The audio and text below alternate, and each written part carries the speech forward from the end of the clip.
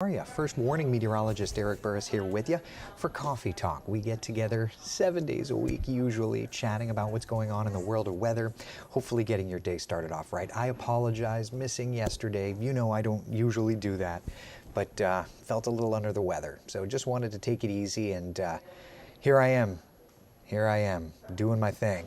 Back at it, feeling 100%. So thank you for that. Thank you for your patience, and I do apologize. But at least here we are, we're tracking the weather, and in Central Florida, it is absolutely lovely. Here's a look outside, live from our tower cam. This is down in the tourist district, looking good. Let's head over to downtown Orlando. How pretty is that? Blue skies, gorgeous. We're looking over another angle from downtown, looking good. Ocala, good morning to you. Blue sky. Let's head over to the beaches, see what's doing Melbourne. Camera bouncing around. Let me tell you something. That camera bouncing around, that's telling of our forecast today in so many different manners. Look at that. I feel like I have to bring my voice down when we look at this. It's so pretty. The cruise ships in port over there at Port Canaveral up to New Smyrna Beach. This really reveals something, okay? So there's a lot of wind, and that wind has provided for the tale of two cities, for lack of a better term, when it comes to our forecast this morning. Let me show you the temperature map. You'll know exactly what I'm talking about, okay? Temperatures across Central Florida, nice and cool, at least in our western areas. Ocala, you're at 46 now, though you started off at 39 when I came on the air this morning. It's 53 in Orlando, but notice the temperatures here along the shoreline have been working up. Not necessarily for you yet in Palm Coast, but we'll get it there. Little by little, we'll get it there. So what's going on? We've got winds coming in off of the ocean, and those winds, let me pull them up for you. Those winds do everything to change around the forecast cycle. Here's a look at them, and we've got the little jet streams on to kind of illustrate. With an onshore wind, you're getting a wind coming in from the ocean, and the ocean is sitting in the upper 60s. So that warms things up almost instantly. Where we have that northerly breeze, we've got the cooler temperatures. So notice those onshore winds at the beaches have already warmed you up. For the rest of us, it's going to take a little bit of time, but we'll get there, okay? Little by little, we'll get there. 20% chance of rain as the winds come in off the ocean. Otherwise, 60 degrees, our 9 a.m. temperature, 68 by 11 o'clock. Staying there around lunchtime, 69 or so. We'll get to about 71 degrees for our high temperature, and then things will start to drop off a little bit from there. Yeah, Wendy says it's chilly, but at least it's not a wind chill of negative 108 like Mount Washington. Yeah, Mount Washington Observatory set a record low wind chill of negative 108. How is that even possible? Well, first off, let's just look there live, okay? Mount Washington Observatory, live temperature, negative 42. The live feels like temperature is negative 101. Winds sustained at 96 miles an hour. That, my friends, is how you get a wind chill of 101, below zero. That is remarkable. Look at the wind chills. It's not just there. Boston. Now, I know Boston is a battle-hardened city when it comes to cold. Taylor, y'all can keep them death temps. You're not wrong, though. Boston, even as battle-hardened as you are, it feels like negative 30, for God's sake. That is dangerous chill.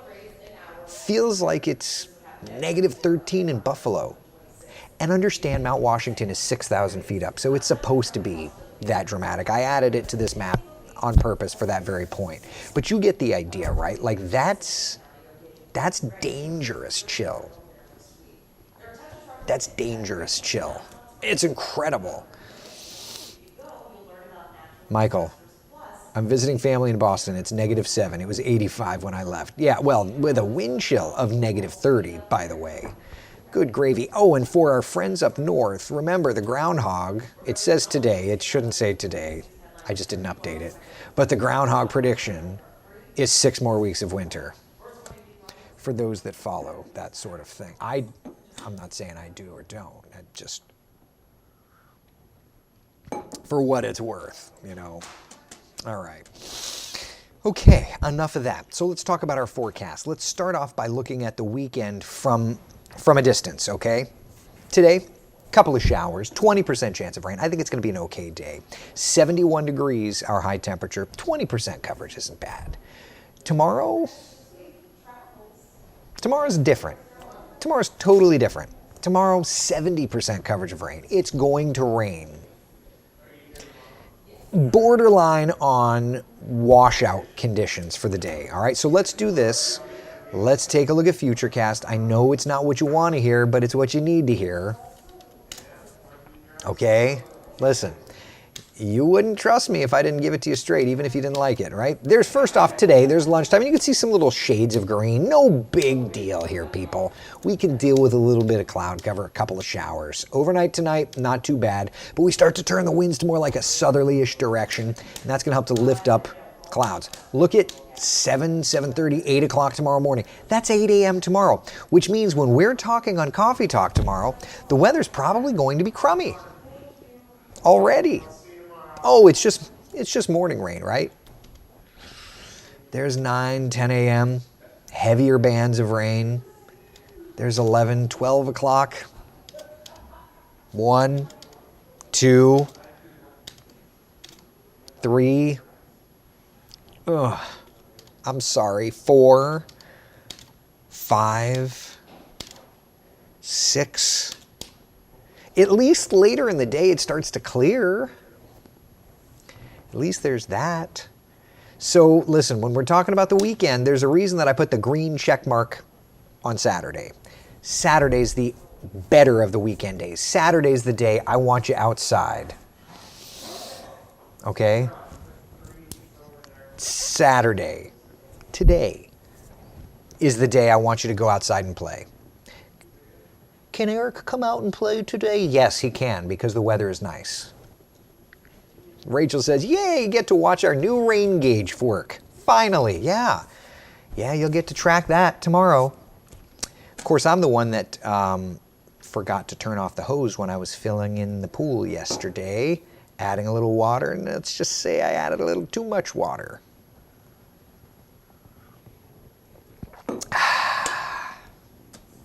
Oh, well. Jeannie, yes, going to be outside most of the day. You should take the Rowan family and go play, right? If you're heading out to the theme parks today, Universal Studios, for example, opens up in less than an hour. Looks like it's a nice, cool, breezy day. Whatever it is, go. Just a point of reference, though, if you're heading over to the beaches, just know this. First off, not a lot of people this time of year go in, right? I get that. That's great. That's very appropriate because the water's chilly. It's in the 60s. But today, tomorrow particularly, don't go in. Stay on the sand. Gusty, chilly breeze, cool. Put your jacket on. Go take a walk on the sand. Because surf is running 5 to 7 feet with higher. We can get to 10-foot breakers. Okay? Rip current risk is high. And because of all of this, there are high surf advisories posted, okay? Gusty winds through tomorrow, all right? So just keep that in mind, all right? Now, we've got all that rain in the forecast for tomorrow, but let me point out that at the very least, a little bit of rain, a good old-fashioned gully washer, at least that'll help to bring down the allergens just a little bit looking ahead to tomorrow. All right? So at least there's something. At least the rain does something good for us, right?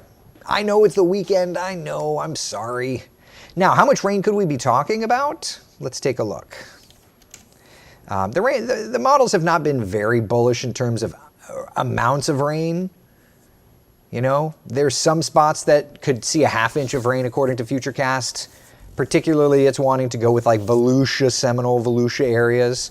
So, you know, the rest of us get a ½ inch of rain or less. You know, could see a couple of showers. Some pockets of heavier rainfall. All right, but that's about all we're looking at least for now. Does this fit into the long-range forecast? Let's take a look.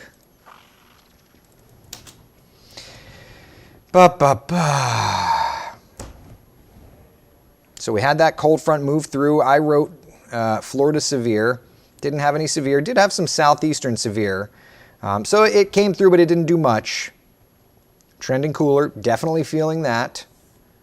Another storm system moving in around the 6th and the 7th. It turns out that it's just going to be some showers for us. So not too bad. Trending milder this week. Definitely looking that way. And what I also want to show you, that 12th and 13th, that 12th and 13th is the same cold from our Christmas cold. So models are starting to show it really chilly. So for now, you know, severe, the indicators were there, but they didn't play out. Looks like it's just going to be some rain, and that's fine with me. But it's rain nonetheless, so not the end of the world. All right, 7-day forecast showing the showers around for tomorrow.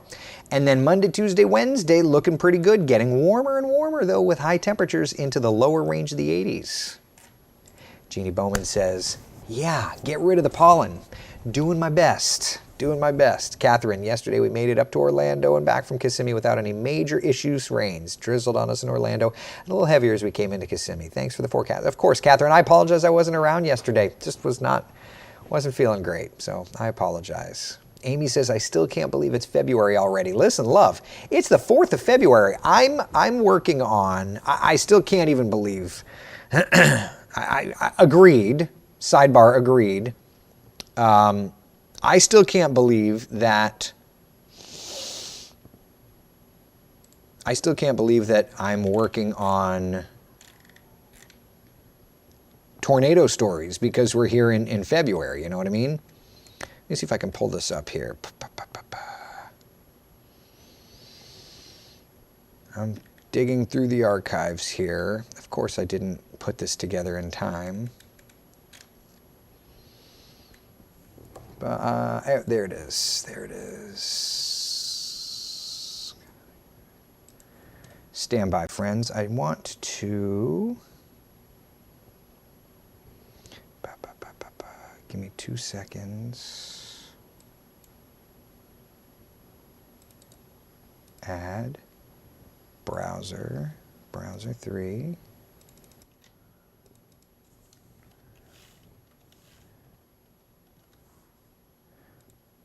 I wanted to share this. Today marks 16 years since the Groundhog Day tornado outbreak that killed 21 people here in Central Florida. First warning meteorologist Eric Burris is in Chopper 2 showing us how far those communities have come. Hold on a second. Hold on a second, Burris. Trying to get this all turned around. This is the story that I had done on the anniversary of the 2007, the Groundhog Day tornado outbreak. Take a listen. Today marks 16 years since the Groundhog Day tornado outbreak that killed 21 people here in Central Florida. First warning meteorologist Eric Burris is in Chopper 2 showing us how far those communities have come.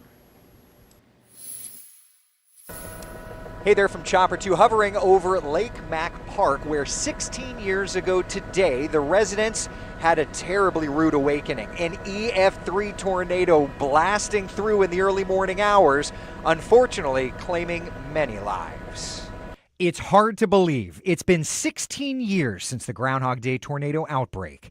16 years since 21 lives were lost. 16 years since a landscape was changed. The first tornado touched down near the villages and carved a line through Lake Mack and DeLand, eventually weakening near New Smyrna Beach. The tornadoes reached an EF3 intensity and carried winds of 165 miles an hour. In the aftermath, survivors WESH 2 spoke to had one clear message: how grateful they were for weather radios to wake them up and alert them in the middle of the night. In the years after the event, studies have shown that the deadliest time frame for tornado events run from midnight to 6 a.m., precisely when the 2007 Groundhog Day tornadoes hit. Back out to Chopper 2, there's Lake Mack. 13 people lost their lives in this area from Lake County into DeLand and Volusia County. And today, what a different scene. The trees have grown back in. Homeowners have either rebuilt or moved on, but it's now back to what it was the day before in 2007. A serene spot right on the edge of Lake County. Just a reminder, now that we're in February, March, and April, the severe weather season for Central Florida, and your First Warning Weather Team will be with you every step of the way. That's the very latest from Lake County in Chopper 2. I'm First Warning meteorologist Eric Burris, WESH 2 News. All right, so there you go. Kind of wild. Kind of wild. February 2nd, just a couple of days ago, 21 people lost their lives in Central Florida from those tornadoes. Chief Meteorologist Tony Manolfi was on the air that night warning people. 371 homes were destroyed. It's kind of wild. And fast forward to today, ironically, today is my 16-year WESH-iversary. It was 16 years ago today that I first popped on WESH 2 from that storm's event. And being that it's my hometown, it has always meant a lot to me. And I always try to use now the Groundhog Day tornado event as a way to remind everyone that we are in severe weather season. To remind everyone that these things happen. And what I'm also working on behind the scenes, and you can't see it, but there's a stack of beta tapes on the other side there, is I'm going through to work on the 1998 outbreak anniversary story, because the 98 tornado outbreak in many ways was worse, which is hard to believe. When you look at the sheer numbers of 98, and this is the next one, 42 people lost their lives. 3,000 buildings were damaged, 700 were destroyed. It was a more widespread tornado event and happened kind of in that same early morning time frame. And that, what I think is so interesting, is that the research has since shown that it's not overnight per se, it's early morning that is the deadliest timeline for tornadoes. So I could tell you, watching Tony, I got a sense of pride watching back his 2007 coverage, because I know the man is no different today than he was 16 years ago. He's a bully when it comes to making sure people are aware of severe weather. And I mean that in the best way possible, and I feel the same way. We will be there for you, and if there's nothing else that we can do, it's to make sure that people are aware that on these bad weather scenarios that you've got someone with you. You've got someone that's in the trenches with you, and that's us. We're going to be there for you, okay? Thankfully, tomorrow does not look to have any kind of dynamics of severe weather. We'll be watching it, of course. Monday, Tuesday, Wednesday don't look too bad either. Thank you, everybody, for the anniversary. It's one of those like bittersweet anniversaries. I am proud that I've been around these parts. I was terrified the first time I was on TV on WESH because it was such a big story, and it's my hometown, it's my home market. And I was a little pup in television back in that day. But I'm grateful to be able to have said that I've got 17 years with my company, with Hearst Television. 16 years ago was my first time on TV at WESH, and God willing, I'll be here another 16 plus years. Don't tell the boss, I really don't want to go anywhere. It's my hometown. I'm grateful to be here. Yeah. By the way, if any of you all know of somebody who was impacted by the 98 tornadoes, I'm working on that story and have started my search to find survivors from that, people's houses that were ripped apart. If you all know of anybody, if you had that happen, please reach out to me. What we're doing right now, kind of an interesting thing, we're going through old archive footage, and there's a thing called a super. It's essentially, that is the super. It's short for superimpose. Back in the day, super in, super out. It's just the lower third. When you build your scripts, no matter what archaic day of television, there was a super involved, right? And so we still have that in the system. So literally, we are going through tape by tape, trying to find people that we had talked to in 1998, putting them in the system, trying to see if they're still around. And if they are, I want to try and talk to them. So that's kind of step one for us, right? Step two is if you know anybody that has been around, that we're working on it. Yeah. Nancy says Ron Kendrick was just a pup in that 98 video. Listen, I'm Nancy. Before the end of the day today, if all goes well, I'm going to send Ron one of his reports. I'll send it to you as well. I had taken a picture, and leading up to the anniversary of the 98 tornadoes, I'm going to share a lot of the content that I'm coming across. I'm digging deep. I've been in the catacombs of Wesh. I'm pretty sure I felt under the weather because I was in the catacombs of Wesh, by the way. So there's that. Yeah, Jennifer, the Buenaventura Lakes area, the Ponderosa Mobile Home Park. There's a lot of areas, and I want to cover it, but I want to find people to talk to as well. So, yeah. All right. Anyway, that's kind of what I'm working on. Let's just take a look at that forecast. Today is the day to go outside and enjoy. Tomorrow is the day to stay inside and do some cleaning. All right? Yeah. Oh, and by the way, I forget who had mentioned Andrew had mentioned that 98 was the active wildfire year.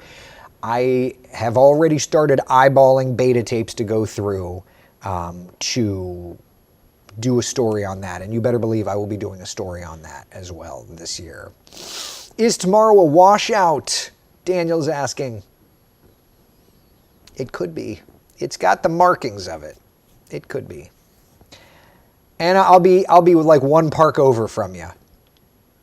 Catherine says, you might check here in Kissimmee. Check with Osceola City of Kissimmee, a friend working at an ORMC. Oh, yeah, for sure. I'm just trying to find, I'm just trying to see. Listen, if anybody here had damage or destruction from that, I'd like to talk to you. Want to look at people that we had talked to in 1998 as a news organization. We're just kind of going around and looking. So, yeah. Daniel just answered your question already. The answer is it kind of looks like it, yes. Michael says, I was a kid in 98. One of my mom's employees was in the Ponderosa Mobile Home Park near the Turnpike. She survived because a fence fell on her trailer. We drove over there, and there was a huge oak tree upside down. I never saw anything like that with my own two eyes before or since. Yeah, Michael, look, I remember a few days after the dust had settled, the president had come, the governor, everybody had left. It was like a week or two later. I asked my stepfather to drive me over to see it. I didn't want to get too deep in, and we didn't go too deep in, but we went, and there was I'll never forget, there was a shopping center just ripped up. Yeah. That was enough for me. And then in 2007, I was there at Lake Mac, and I'll never, ever, as long as I live, forget. Annette, yes, we are going to have a storm chaser, yes. I apologize, I didn't have Kyle on yesterday. I texted him and told him I was feeling ill and asked him if he would delay it to next week, and Kyle said yes. So, yeah, we'll have Kyle next week, and then we'll get, there's plenty of other fun, interesting people to have. And then just a reminder, at the end of the day, March 1st, like right around the corner, our hurricane season comes out. Our hurricane season forecast comes out. Yeah. All right, it's 8:28. Newscast is on the air. I'm going to go be the sunshine in someone else's day. I'll see you guys and gals tomorrow morning for Coffee Talk and on TV here in a couple of minutes. Bye.